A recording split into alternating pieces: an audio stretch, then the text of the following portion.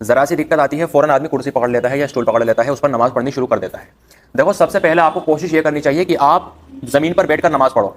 अगर आप इस तरीके से बैठकर नमाज नहीं पढ़ सकते तो आप पलथा मारकर बैठकर नमाज पढ़ लो भाई।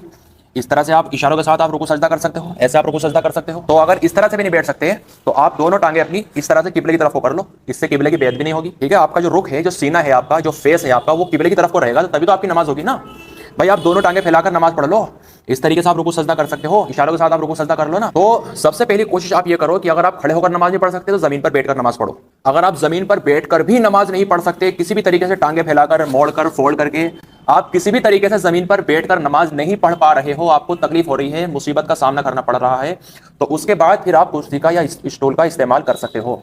लेकिन मेरे भाई, सबसे पहली कोशिश तकलीफ में यही होनी चाहिए कि आप जमीन पर बैठकर जिस तरीके से भी नमाज पढ़ सकते हो, पलाथा मारकर बैठ सकते हो, या टांगे फैलाकर बैठ सकते हो, या आप इस तरीके से बैठ सकते हो जैसे लेडीज बैठती है, या आप किस तरीके से बैठ सकते हो। ठीक है भाईजान, तो आप जमीन पर बैठकर ही नमाज पढ़ने की कोशिश करो भाई, सबसे पहली बात यही है।